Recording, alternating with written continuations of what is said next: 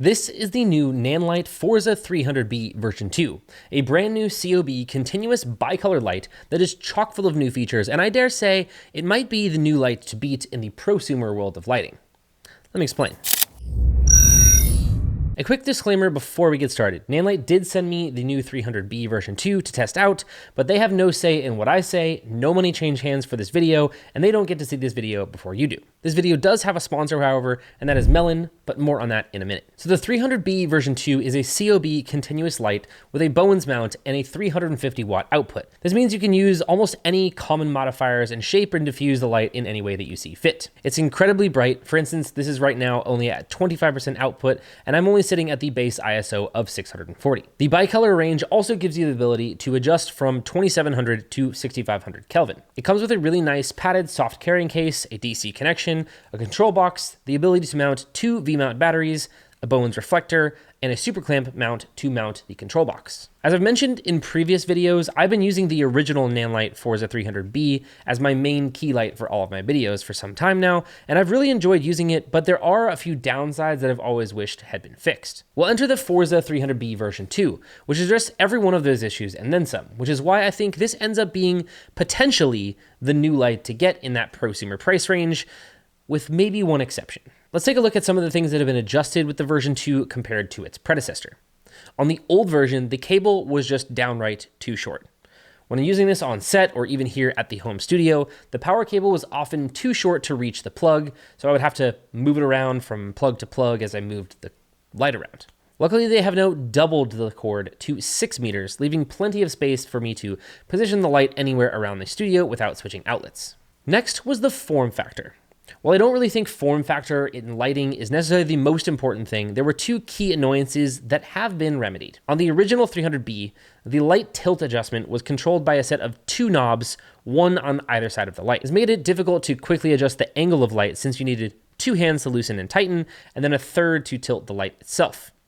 I don't know about you, but my third arm still hasn't sprouted in yet, so that was definitely a problem. The new 300B version 2 has a single-sided yoke, making it much easier to tighten and adjust the light. The second form factor issue was the control box. The old control box was large and clunky, came in two parts, and it didn't necessarily feel like the most secure since you basically had to hang it on a metal hook that was clamped to the light. The new 300B version 2 comes with a super clamp with a almost V-mount style quick release plate attached. This makes the control box lock into place securely, so unless you've got She-Hulk style strength, there is no way that this thing is going anywhere. Not only that, but the control box itself is also much improved. It's now much more compact and only one solid piece, unlike the two-piece configuration from the previous light. Nanlite also says it's 37% smaller by volume. I haven't taken geometry in a while, so I haven't been able to check their math on that one, but it is definitely fair to say that it is absolutely smaller, sturdier, and very well built. I also find that the size and build is much more compact and secure compared to other brands that often have you just kind of hang the control box on the C-stand. Aputure's 300 and 600 line of lights have a similar sort of clamp style setup, but a lot of others also do not. But speaking of competition, you know what has absolutely zero competition in my mind? Melin hats. So I am what you call a hat guy. And hat guys know that the biggest problem with hats is that you wear them out super fast, especially your favorites. But then I found out about Melin. These things are super badass, they're water resistant, they float, they're insanely easy to clean, and they fit perfectly. I legit wear this thing to the gym every day, and after just a quick rinse in the sink, it is good as new again. I personally prefer the trenches style, but they have a ton of other styles as well. And after trying one for the first time, I started wearing Melin exclusively. And they noticed that, reached out, and asked if they could sponsor the channel.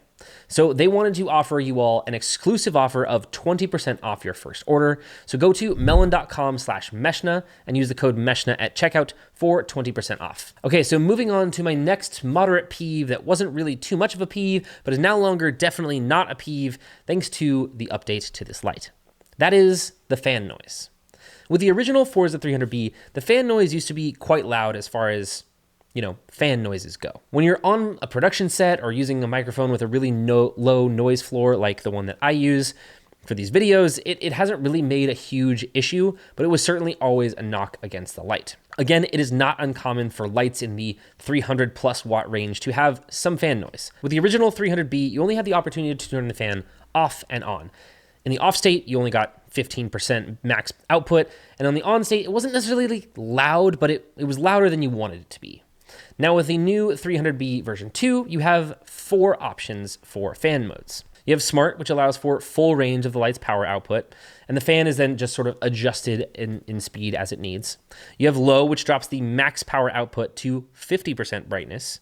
You have Full Speed, which gives you the full range of the power output, but the fan is always on at full speed. And then Off is where that limits you again to that 15% power output, and the fan is completely off and silent. For me, the Smart option has worked perfectly in all scenarios, and I've never really noticed the fan noise at all. So this is the fan running at full speed with 100% power output. This is Smart at 50%. And then here's Smart at 100% power output. Here is the original 300B at full speed. Okay, so now for the thing that I didn't even know that I wanted, nor did I even know that it was going to be possible to have this option in a light that is this price point, and that relates to color accuracy. Now, Nanlite has been known for their great color accuracy, which is typically measured by CRI and TCLI. Now, without getting into too much of the weeds of what these metrics are and what they mean, just know that you typically never want to have a light that measures under 90 in either of those measurements. Good news is that both the 300Bs, the old one and this new version, are each rated at 96 and 97 respectively, so you don't have to worry about fixing strange color casts in post like you would with some of the many other cheap lighting that you might pick up on Amazon. But let's say you already have another light, even another high quality one from Nanlite, Aputure, Godox, whatever. Lights can tend to shift to be either more green or more magenta over time. Or maybe you have a particular light modifier, and that can actually change the color cast of your lighting as well. Well, with the 300B version 2, they have added this nifty green magenta shift functionality, which allows you to adjust the green or magenta shift of the light by plus or minus 80. This allows you to not only compensate for if the light does shift in the future, but it also allows you to match the other lighting that you're using as well. This is definitely something that makes the 300B version 2 stand apart from the competition. There are many other great bicolor lights around this power output and roughly this price point, but if you want to add that green magenta shift functionality, you have to pick up something like the Aputure 300C Pro, which runs you around $2,500. So nothing really has this functionality at this price point. Now, something else that you have is the Nanlink App to control everything with this light, or you can also control your other lights, such as the PavoTube 30C version 2s. You can adjust the brightness and color and set up different presets and scenes, the whole 9 yards. And as great as it is, I'd say this is one area that could still have some slight improvement for this light. My real qualm with this one is that you need to have the light switched to the on position in order to control the light in the app.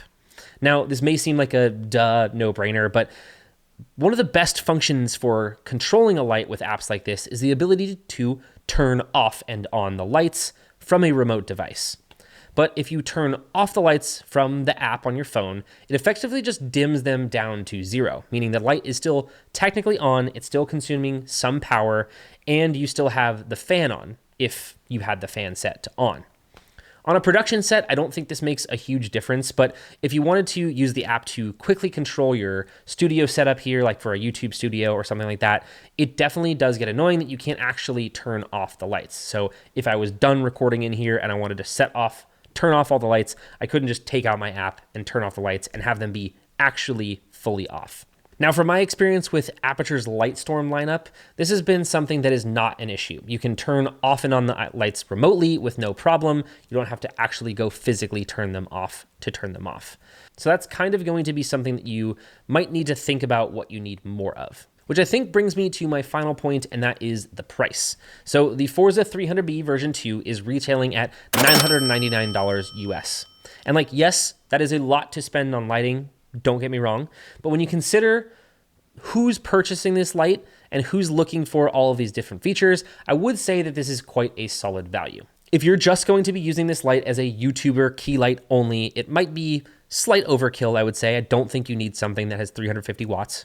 But if you're a professional creator or even a semi-pro creator, rest assured that this has all of the functionality that you would need for lighting your scenes and creating some really great scenes. So at roughly this price point, you do have kind of only a few different options. You have something like the Godox NOLED M300 bicolor.